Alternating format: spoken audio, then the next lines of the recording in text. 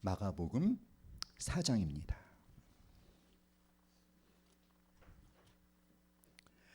마가복음 4장 26절로 29절. 자라나는 씨 비유이죠. 26절로 29절 다 같이 시작. 또 이르시되 하나님의 나라는 사람이 씨를 땅에 뿌림과 같으니 그가 밤낮 자고 깨고 하는 중에 씨가 나서 자라되 어떻게 그리 되는지를 알지 못하느니라. 땅이 스스로 열매를 맺되 처음에는 싹이요 다음에는 이삭이요 그 다음에는 이삭의 충실한 곡식이라. 열매가 익으면 곧 낫을 대나니 이는 추수 때가 이르렀음이라. 아멘. 자, 우리 오늘 말씀 제목 한번 같이 말해 볼까요? 시작. 기다림 속에 싹트는 생명, 성장의 신비. 성장의 신비를 좀 신비스럽게 여러분이 경험하실 수 있기를 기도합니다. 여러분, 요즘 우리가 살고 있는 시대를 속도의 시대라고 부르죠. 그렇죠? 손가락 하나로 지구 반대편의 소식을 금방 들을 수 있고, 몇 번 터치를 하면 내가 주문한 상품이 막 새벽에 문 앞까지 배달이 됩니다. 로켓 배송. 그래서 우리가 그 유튜브 영상을 볼 때도 긴 분량의 영상보다는 쇼트 영상을 많이 보죠. 그리고 우리가 뭔가 이렇게 업로드하려는 그 영상이 이렇게 로딩 시간이 조금만 길어져도 우리는 그냥 막 조바심을 막 내고 기다릴 줄을 모릅니다. 우리 옆 사람한테 말해볼까요? 기다림을 잃어버렸어요. 기다림을 잃어버렸어요. 그래서 이 속도의 시대에서 뭔가 이렇게 좀 지연되고 좀 더디고 느린 것은 무능하다라는 인식을 우리가 또 많이 갖고 있는 것 같고, 어떤 즉각적인 응답을 원하는 것을 굉장히 당연하게 생각하고 있는데요. 그런데 이러한 속도 중독, 이러한 속도 중독은 우리의 영성에 좋은 영향을 미칠까요? 안 좋은 영향을 미칠까요? 안 좋은 영향을 미칩니다. 우리가 신앙의 성장에 있어서 우리가 관심을 가져야 되는 것은 속도가 아니에요. 그래서 이런 말이 있죠. 신앙 성장은 공장에서 물건을 뚝딱 만들어내는 제조가 아니라 씨앗을 심어서 정성스럽게 가꾸는 재배이다. 그래서 우리가 신앙 성장에 대해서 잘 이해하려면 성장의 원리를 잘 이해해야 한다. 사랑하는 여러분, 우리는 우리의 신앙 생활에도 어떤 기도의 응답에도 로켓 배송을 원하는 것 같아요. 근데 우리가 원하는 대로 되지 않을 때 우리는 어떨까요? 우리의 어떤 성장이나 우리의 변화가 더딜 때 하나님을 의심합니다. 그리고 또 자기 자신을 질책합니다. 하지만 이런 자책은 우리를 어떤 거룩한 열정으로 이끄는 것이 아니라 영적인 무기력의 늪에 빠뜨린다는 것을 알아야 되겠죠. 그래서 내가 뭔가 변화되고 싶다, 성장하기 원한다라고 하는 그 소망이 오히려 자기 자신을 찌르는 가시가 될 수 있는 거죠. 사랑하는 여러분, 그래서 우리는 정말 마음에 새겨야 될 것 같아요. 우리 함께 말해볼까요? 신앙 성장은 시작. 신앙 성장은 제조가 아니라 재배이다. 성장의 원리를 이해해야 한다. 오늘 이 마가복음 4장의 말씀을 통해서 하나님이 우리 마음에 말씀의 씨앗을 심으시고 그리고 그 다음에 어떻게 그것을 성장시켜 가시는지, 그 신비로운 과정을 우리가 잘 이해하고 더디게 변하는 자기 자신에 대해서 너그럽게 대해줄 수 있기를 간절히 기도합니다.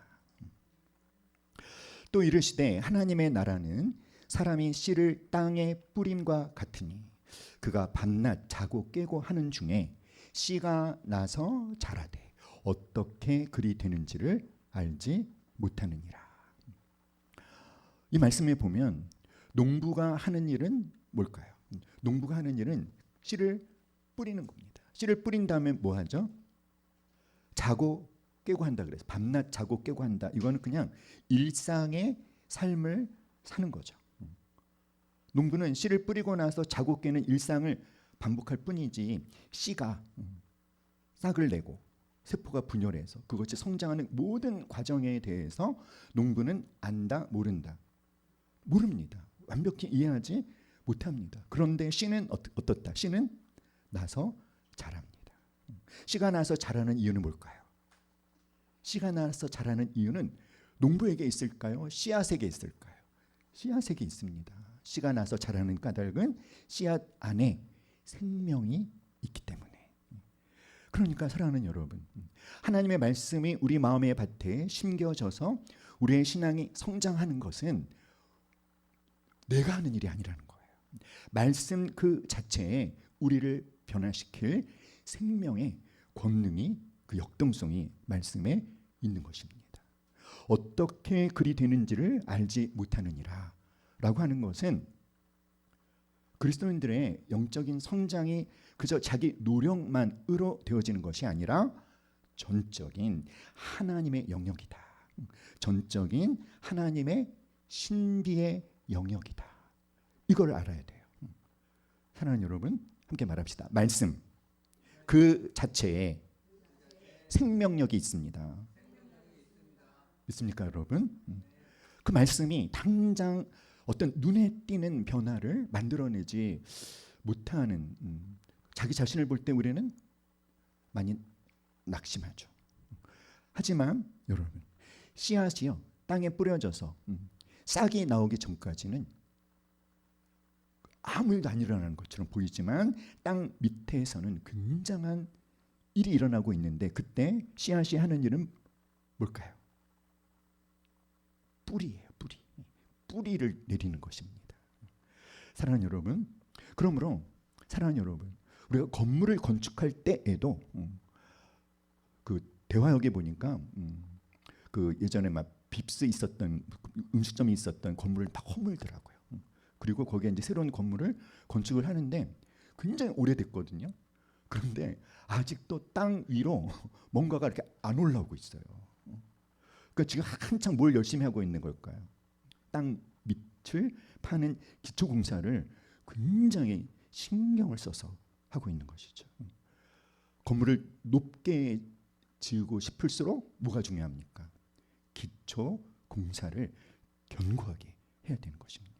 사랑하는 여러분, 그래서 하나님께서 저와 여러분의 삶에 어떤 눈에 보이는 어떤 결실, 어떤 열매를 내게 하시기 전에 하나님이 가장 신경 써서 하시는 일은 우리가 하나님에게 믿음의 뿌리를 깊이 내릴 수 있도록 뿌리 내리게 하시는 일을 가장 신경 써서 하고 계시다라는 것을 우리가 알 수 있기를 간절히 기도합니다. 그래서 그 기간 동안에 우리가 해야 되는 일은 뭡니까? 우리의 마음에 계속해서 말씀의 씨앗을 심는 거예요. 특별히 오늘 말씀에 보면은 예수님께서는 하나님의 말씀을 무엇으로 표현했죠? 씨로 표현했어요. 자, 여러분, 씨를 창조하신 분이 누구십니까? 예수님이시잖아요. 하나님이시잖아요.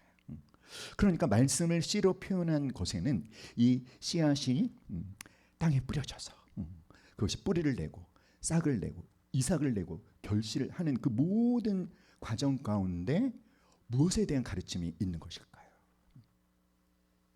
저와 여러분들이 하나님의 말씀을 받아서 그것이 뭔가 의미 있는 열매를 맺는 모든 과정에 대한 아주 실제적인 가르침들이 그 안에 있는 것이죠. 말씀을 씨로 표현한 이유는 말씀과 씨가 공통점이 있는데 어떤 공통점이 있냐면 씨앗은 아주 작습니다. 그리고 겉으로 볼 때는 죽은 것처럼 보입니다. 작고 단단하고 죽은 것처럼 보이지만 그러나 그 안에는요 거대한 나무를 만들어낼 DNA와 폭발적인 에너지가 응축되어 있다는 거예요. 여러분, 이게 굉장히 놀라운 점이죠. 씨앗을 볼 때는 아무것도 아닌 것처럼 보이잖아요. 그런데 그것이 땅에 심겨지면 나무가 되는 것입니다. 나무에 DNA가 있다. 나무에 설계도가 들어있다. 그리고 그것을 이루게 해줄 수 있는 에너지, 폭발적인 에너지가 응축되어 있다. 그런데 무엇에도 말씀에도 하나님의 말씀은 정말 한 사람의 영혼을 온전히 거듭나게 하고 그 사람의 삶을 온전히 바꿀 수 있는 하나님의 권능이 말씀에 있다는 거예요. 때문에 우리는 하나님의 말씀을 그냥 어떤 책을 읽는, 글을 읽는 그런 것으로 생각하면 절대로 안 되겠죠. 사랑하는 여러분, 씨앗은 일단 땅에 심은 다음에 여러분 농부가 이걸 막 이렇게 싹을 막 이렇게 잡아 올리지 않아도 스스로 나오는 거예요. 그렇죠?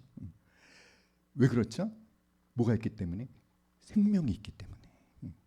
이처럼 말씀도 우리 마음에 심기면 그 말씀이 우리의 생각과 가치관을 변화시킨다.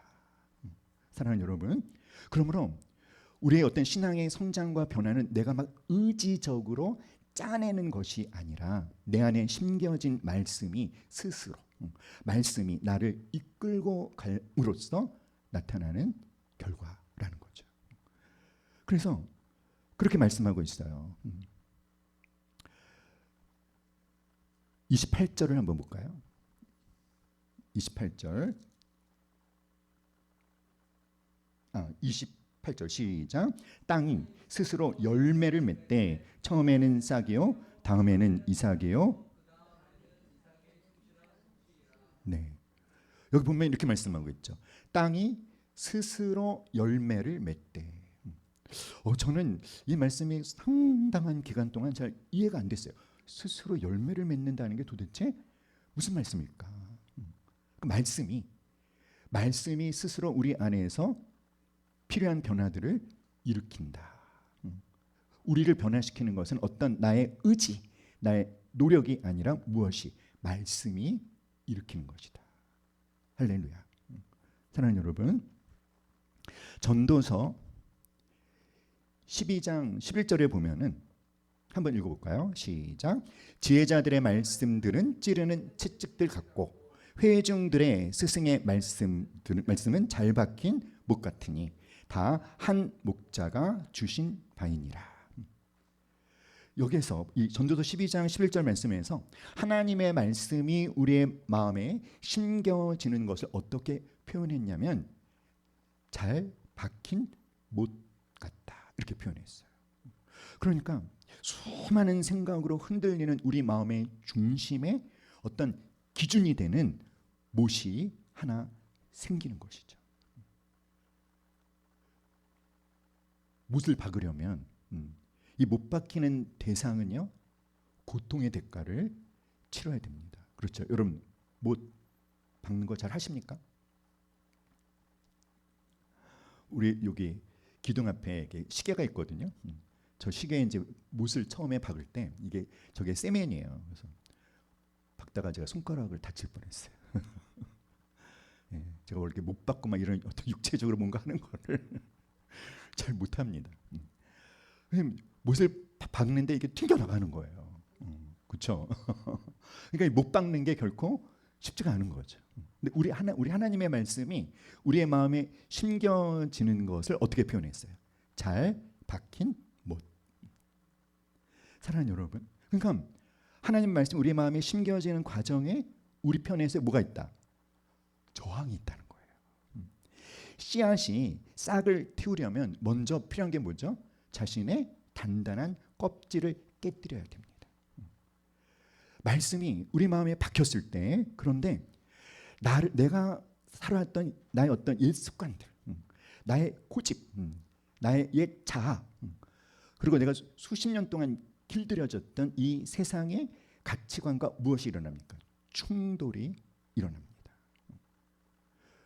그래서 말씀이 우리에게 잘 박혀지면 여러분 어떤 반응이 일어나냐면 여러분의 마음에 말씀이 잘 심겨졌는지 잘 심겨지지 않았는지 알 수 있는 방법이 말씀이 잘 박혀지면 처음에는 좀 불편해져요. 전에는 아무렇지 않았던 나의 어떤 행동, 생각들이 불편해지기 시작합니다. 그리고 내 생각보다 말씀의 기준이 더 크게 느껴지면서 왠지 모르는 부담감이 나를 괴롭힙니다. 그래서 우리 마음의 말씀이 바뀌어졌다, 바뀌어지지 않았다. 어떻게 알 수 있냐면 말씀이 바뀌어졌다라는 것의 증거는 기쁨보다는 오히려 거룩한 부담감이나 찔림이 계속 느껴지는 거예요. 이제는 내 기분이나 내가 처한 상황이 나를 움직이는 것이 아니라 내 마음속에 박힌 그 말씀이 나를 움직이는 것이죠. 사랑하는 여러분, 말씀이 우리 마음에 박히면 우리가 뭐가 달라지냐면 세상에 대한, 상황에 대한, 환경에 대한 관점이 달라집니다. 특별히 고난에 대한 관점이 달라지죠. 그 이전에는 왜 나한테 이런 고난이 오는지 하나님을 원망했지만, 그러나 말씀이 박히면 하나님이 이 고난을 통해서 나를 당신의 형상으로 빚고 계시는구나. 뭐가 달라집니까? 관점이 달라져요. 고통스러운 상황은 여전히 그대로인데 내 마음에 박힌 말씀이 그 상황을 하나님의 시각으로 해석할 수 있게 도와주는 것이죠. 사랑하는 여러분, 어떻게 하면 하나님의 말씀이 우리 마음에 잘 박힐 수 있을까요? 어떻게 하면 될까요? 소는 풀을 먹고 되새김질을 한다고 하죠. 소는 이렇게 되새김 3번 하더라고요. 그러니까 말씀을 종일 입가에 머물게 하고 계속 생각하고 묵상하는 것이죠. 그리고 아주 대단한 변화가 아니라 오늘 하나님 말씀을 통해서 하나님이 나에게 원하시는 것이 이것이구나 깨달았다면, 예를 들면 누구에게 대접을 받고 싶든지 먼저 남을 대접하라. 그럼 내가 누군가한테 뭔가 받고 싶은 것이 있을 때 그것을 그 사람에게 먼저 해주는 작은 순종을 할 때, 그때 말씀이 비로소 내 마음에 박히게 되는 것이죠. 그렇죠 여러분? 지식은 실천을 통해서 비로소 내 소유가 되기 때문입니다. 이 말씀이 박혀서 우리를 변화시키는 과정을 우리가 이렇게 찻잔에 티백을 넣으면 처음에는 그 티백과 물이 따로따로 놀죠. 그렇죠? 하지만 시간이 흐를수록 그 티백의 성분이 물에 녹아들어서 아주 맹물이었던 것이 맛있는 차로 변하는 거죠. 그러니까 말씀이 박히는 것을 뭐라고 얘기하냐면 다 같이 스며듦의 신비. 시작. 스며듦의 신비. 그러니까 말씀이 박히는 것은 찻잎이 우러나는 것과 같다. 처음에는 말씀이 나와 상관없는 다른 사람 이야기처럼 겉돌 수 있지만 계속해서 말씀을 묵상하고 계속해서 말씀을 암송하고 말씀의 자리에 머물다 보면 어느새 하나님의 생각과 가치관이 내 생각과 감정에 어떻게 되어진다? 스며든다는 거죠. 그때부터 우리는 세상의 맛이 아닌 예수님의 맛을 내는 포도주 같은 존재가 되는 것이죠. 말씀이 우리 안에 박혀서 우리를 변화시키는 과정을 또 한 가지는 따라합시다. 생명력의 주입. 시작. 생명력의 주입. 여러분 그 수액 맞아 보셨죠? 몸이 상태가 너무 안 좋으면 수액을 맞으면 좋더라고요. 기운이 너무 없고 아픈 환자에게 수액을 연결하면 그리고 요걸 조절하잖아요. 그러면 그 링거액이 굉장히 천천히 떨어집니다. 그 처음에는 몸이 별로 아무 어떤 변화를 느끼지 못한데 그 정해진 양의 수액이 다 들어가면 잠시 후에 내 몸이 서서히 회복되어지는 것을 아마 여러분 많이 경험해 보셨을 거예요. 그렇죠? 수액이 혈관을 타고 우리 몸 구석구석에 퍼져서 결국은 누워있던 환자를 일으켜 세우는 것이죠. 사랑하는 여러분, 말씀이 우리 마음에 박히는 과정도 링거를 맞는 것과 똑같다. 그러니까 우리가 설교를 한 번 들었다고 우리 삶이 그냥 완전히 통째로 바뀌지 않을 수 있지만 그러나 실망할 필요가 없다는 것입니다. 여러분이 오늘 묵상한 그 말씀, 여러분이 암송한 그 말씀 한 구절이 우리 영과 혼과 육 가운데 서서히 퍼져나가서 메마른 우리의 인격을 예수님의 성품으로 살려내고 있음을 확신할 수 있기를 간절히 기도합니다. 아멘. 따라합시다. 스며듦의 신비, 생명력의 주입. 자, 신앙 성장은 뭐라고 했죠, 여러분? 제조가 아니라 재배다. 그래서 성장의 원리를 이해를 해야 돼요. 오늘 예수님은 말씀이 심겨져서 성장하는 단계를 3단계로 말씀해 주셨어요. 처음에는 뭐죠? 처음에는 씨앗이 이제 씨앗은 빼고 씨앗은 이제 말씀이라고 한다면 처음에는 뭡니까? 싹이에요. 그 다음에 이삭, 그리고 충실한 곡식. 자, 하나님은 싹에서 이삭으로, 이삭에서 충실한 곡식으로 이 단계를 결코 간과하지 않으십니다. 사랑하는 여러분, 싹에서 곧바로 곡식으로 가게 하지 않으신다는 거예요. 하나님은 뭘 중요하게 여기신다? 단계를 중요하게 여기십니다. 처음에는 싹이죠. 근데 싹이 나오기까지 제가 참 이렇게 신기한 거를 되게 신비스럽다. 정말 신기하다. 와, 이런 일이 일어나고 있네. 싹이 나오기까지 어떤 일들이 일어나냐면 특별히 여러분 이 씨앗이 땅에 심겨져서 제일 첫 번째 하는 일이 뭐라고 했죠? 뿌리를 내리는 거라고 했잖아요. 그런데 씨앗에서 뿌리가 나와서 하는 일이 뭐냐면 씨앗이 심겨진 토양, 이 토양을 씨앗에 맞게 토양을 변화시키는 일을 한대요. 뿌리가. 그거 어떻게 할까요? 식문학에서는 그걸 뭐라고 얘기하냐면 뿌리 삼출물. 함께 말해봅시다. 시작. 뿌리 삼출물. 그러니까 씨앗이 단지 땅에 수동적으로 박혀 있는 것이 아니라 능동적으로 자기가 뿌리를 내려야 되는 환경을 개조한다는 것입니다. 뿌리 끝에서 굉장히 다양한 유기산, 당분, 아미노산 같은 화학 물질을 내뿜는다고 합니다. 그래서 자신이 심겨진 이 토양이 지나치게 알칼리성이거나 지나친 산성이면 그것을 중화시키는 작용을 한대요. 신기하지 않습니까, 여러분? 별로 안 신기하신가 보다. 저는 굉장히 신기했어요. 와, 진짜 이게 살아있구나. 진짜 생명이구나. 그리고 이 뿌리가 이 삼출물을 통해서 하는 게 뭐냐면 자신의 성장하기에 유리한 미생물들을 유인한대요.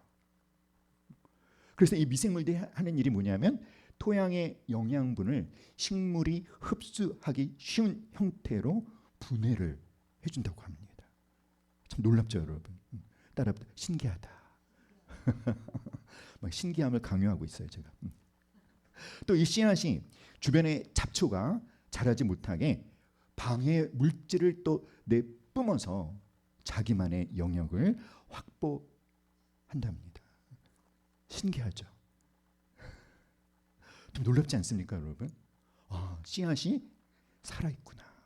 굉장히 역동적으로 일하고 있구나. 환경에 그저 순응하는 것이 아니라 자신이 살 수 있는 환경을 스스로 뭐한다? 창조한다는 거예요. 그 씨앗을 왜 예수님이 말씀을 씨앗으로 표현했습니까? 말씀이 그와 같다는 것입니다. 말씀이라는 씨앗도 우리 마음에 박히면 가만히 있는 것이 아니라는 거예요. 근데 많은 사람들이 말씀에 대해서 굉장히 오해를 하고 있는 거죠. 말씀은 아무것도 안 하고 그냥 내가 뭔가를 막 해야 되는 것으로 착각하고 있는 거죠. 주객이 전도된 거예요. 아닙니다, 여러분. 말씀의 권능을 깨달으셔야 돼요. 말씀을 신뢰하셔야 돼요. 말씀이라는 씨앗도 우리 마음에 박히면 가만히 있지 않습니다. 뿌리 삼출물이 척박한 땅을 녹이듯 내 안에 박힌 말씀도 나의 거친 성품과 가치관을 예수님이 살 수 있는 환경으로 적극적으로 개조하는 일을 하신다는 것입니다. 이것이 말씀의 권능입니다. 말씀이 나를 변화되게 하는 거예요.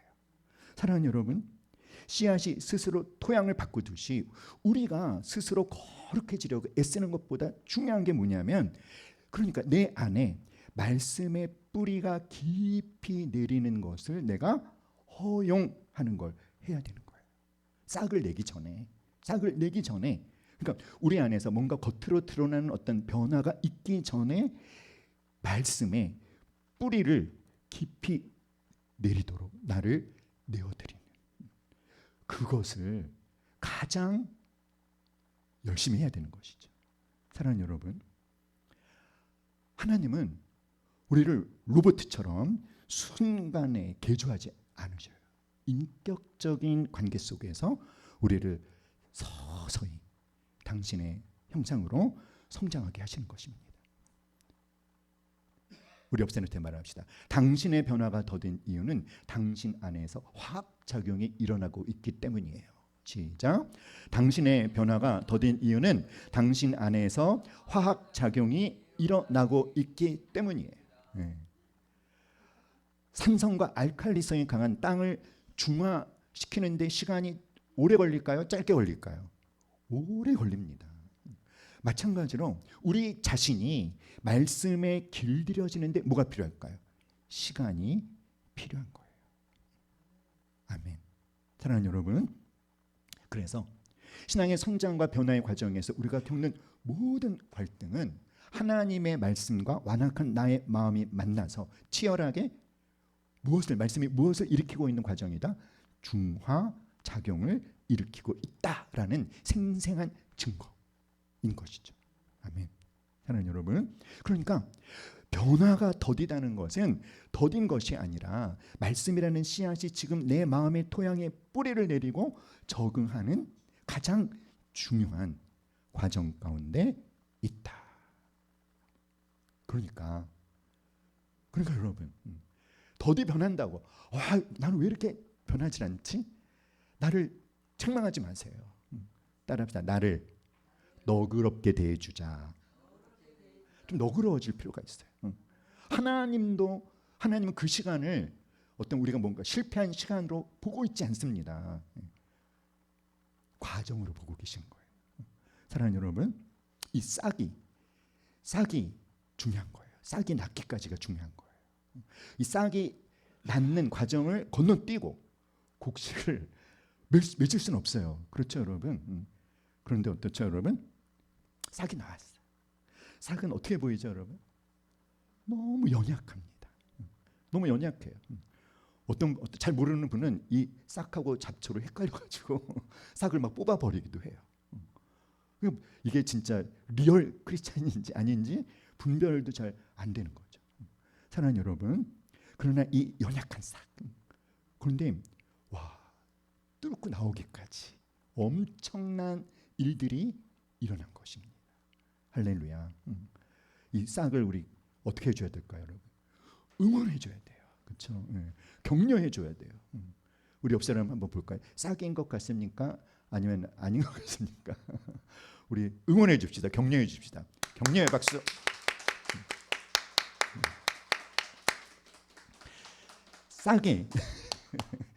싹은요 반드시 곡식이 됩니다. 알곡이 됩니다. 누가 그렇게 하실까요? 하나님께서. 이 싹을 좀 우리가 생각해 봤으면 좋겠는데, 이 싹은 이제 겨우 막 흙을 뚫고 나온 상태이기 때문에 아주 작은 바람에도 흔들리고, 얼핏 보면 무엇과도 구별이 잘 안 된다. 잡초와도 구별이 잘 안 돼요. 이거를 우리 그리스도인들인 우리에게 적용한다면 어떤 상태의 성도일까요? 은혜를 이제 막 경험하고 변화되기로 결단한 상태. 의욕은 앞서지만 여전히 옛 습관에 자주 넘어지는 상태. 그래서 자꾸만 자기를 자책하는 거죠. 왜 나는 아직도 이 모양일까? 우리 한번 말해보세요. 왜? 시작. 왜 나는 아직도 이 모양일까? 그런 자책은 우리를 무엇에 빠뜨린다? 영적 무기력의 늪에 빠뜨린다는 거예요. 그러나 여러분, 왜 나는 아직도 이 모양일까라는 이 자책을 하는 것 자체가 내가 살아있다라는 것의 증거라는 것을 말씀드리고 싶습니다. 믿으십니까, 여러분? 왜냐하면 죽은 씨앗은요, 싹을 틔울 수가 없어요. 연약하지만 이 싹 안에는 곡식에 대한 모든 설계도가 다 들어가 있는 것입니다. 하나님은 이 싹을 볼 때, 어떤 싹 같은 상태의 어떤 연약한 그리스도인들을 볼 때 하나님은 어떤 마음으로 보고 계시겠습니까? 그냥 애틋한 마음으로, 그리고 정말 모든 관심을 기울이시면서, 그렇죠? 도와주시고 힘이 돼주시고 지지해 주시는, 격려해 주시는 하나님의 마음을 우리가 느낄 수 있기를 간절히 기도합니다. 자, 싹 다음에 뭐죠, 여러분? 이삭이에요. 이삭.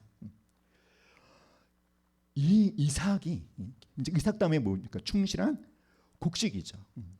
이게 또 굉장히 중요한 거죠. 이 이삭의 시간은 따라합시다. 채움의 시간.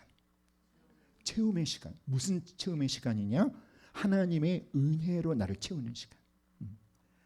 하나님의 은혜로 나를 채워야 된다는 것은 뒤집어 말하면 무엇이 또 많다는 것일까요? 시험과 고난이 많다는 거예요. 그러니까 뭐가 더 필요합니까? 하나님의 풍성한 은혜가 더 필요한 거죠. 자, 이삭이 곡식이 되는 과정에서 진짜 꼭 필요한 과정이, 필수 불가결한 과정이 있는데 그거를 뭐라고 부르냐면 이삭이 패는 과정이 필요하답니다. 네, 오늘은 무슨 자연 공부하는 시간 같네요, 그렇죠? 이삭이 패는 과정. 이삭이 팬다라는 게 무슨 뜻이냐면 식물의 줄기 속에서 형성한 이삭이 밖으로 나오는 거. 그거를 뭐라고 말한다? 이삭이 패다. 다 같이 이삭이 패다. 이 이삭이 패다라는 것, 이때는요 사실 가장 볼품 없어 보이는 시간이래요. 이삭이 나왔지만 아직 거기가 충실한 곡식으로 가득 채워지지 않았기 때문에 텅 비어 있어요. 그래서 어떤 겉모습은 있지만 속은 텅 비어 있는. 뭔가 좀 그럴듯해 보이고 싶지만 아직 꽉 차지 않은. 그래서 성도들이 가장 낙심할 수 있는 시기가 이 시기라고 합니다. 하지만 여러분, 이 이삭이 알곡으로 채워지기 전에 먼저 줄기가 굵어지고, 그리고 이 시기에 가장 집중적으로 하는 게 뭐냐면 그 이삭의 속을 채우는데 모든 에너지를 집중한다고 합니다. 우리한테 적용하면 우리에게 계속 우리 삶에서 무엇을 경험한다? 고난을 경험한다는 거예요. 그럴 때마다 우리는 하나님 앞에 나아가서 주님, 저에게 은혜를 베풀어 주시옵소서. 저에게 긍휼을 베풀어 주시옵소서. 이 시기에는 더 이상 키가 자라지 않는데요. 모든 에너지를 이삭 안에 알곡을 채우는데 집중합니다. 사랑하는 여러분, 이 시기에 해당하는 많은 성도들이 특별히 자신의 변화가 너무나 더디다. 어떤 시기다? 가장 볼품 없어 보이는 시기. 겉모습은 그럴싸한데 내용은 없는, 그래서 자기를 어떻게 느낄 수 있습니까?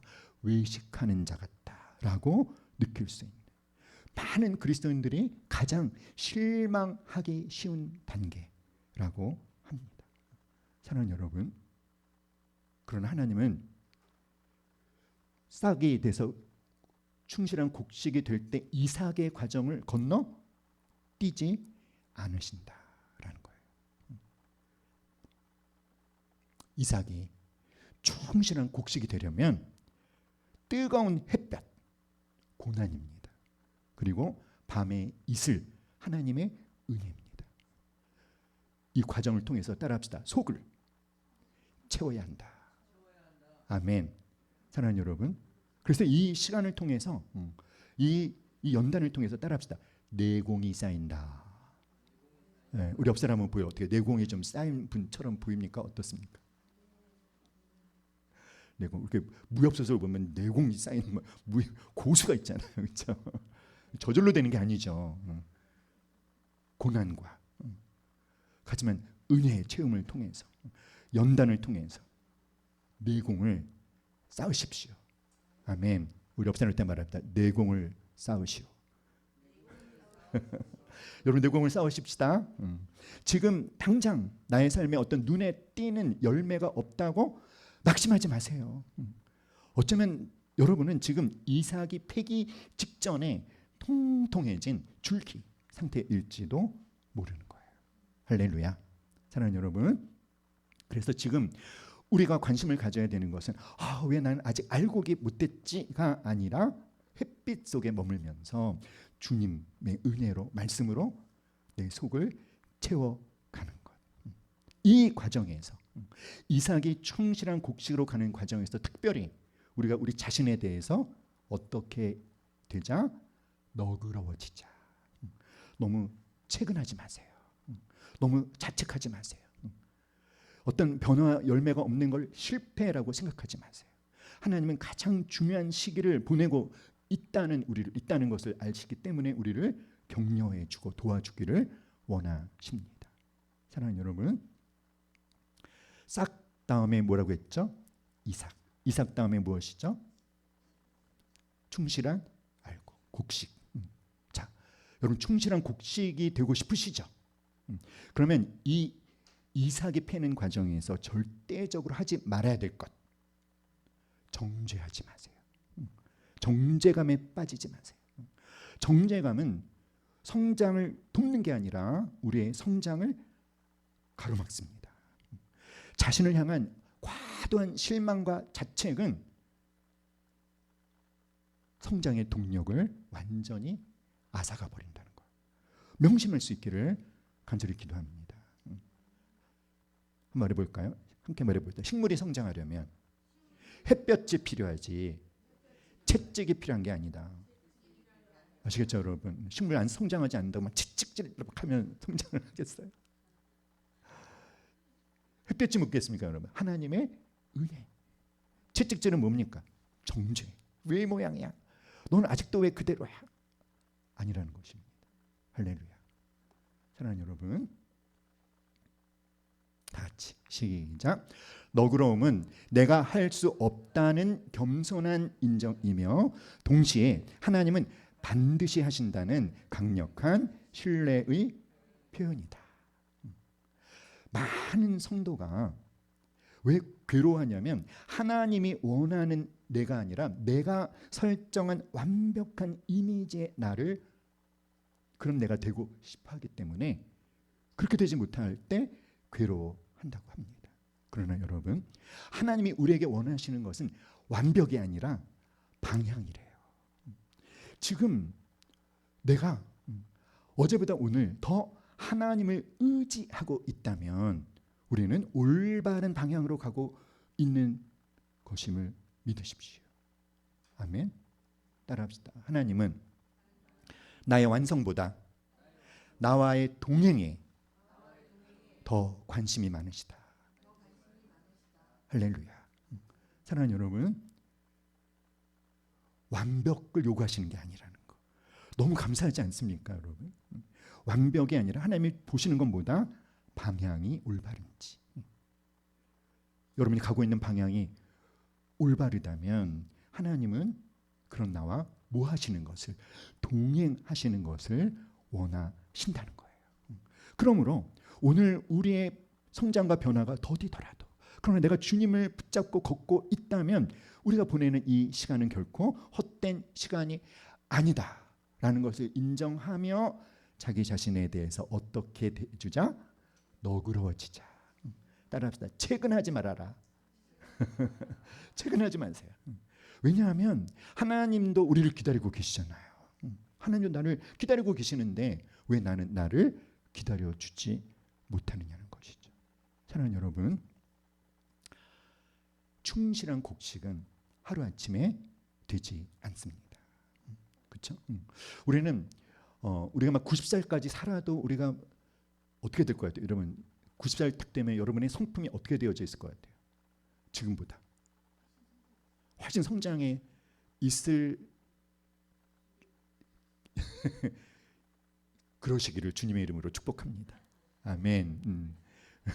그런데 어떤 분들이 있어요. 어르신들 뵈면은 더 후퇴하신 분들이 많은 거예요. 그러니까 장담할 수 없는 겁니다. 그러니까 우리가 계속 뭘 해야, 뭘 놓치면 안 돼요. 하나님의 은혜로 채우는 것을 놓치면 안 되는 거예요. 항상 말씀과 기도 가운데 깨어 있는 걸 놓치면 안 되는 거예요. 자기가 이만큼 됐다라고 자만하면 안 되는 겁니다. 아, 나는 뭐 신앙생활 50년 했어. 내가 하나님을 내가 많이 경험했어. 나는 충분한 은혜를 경험했어. 이러면 안 되는 거죠. 그렇죠? 죽는 날까지 겸손해질 필요가 있는 거죠. 알곡이 충실한 곡식이에요. 여러분 충실한 곡식은 왜 이렇게 고개를 숙일까요? 무거워요. 속이 꽉 찬 거예요. 이렇게 되시기 바랍니다. 아멘.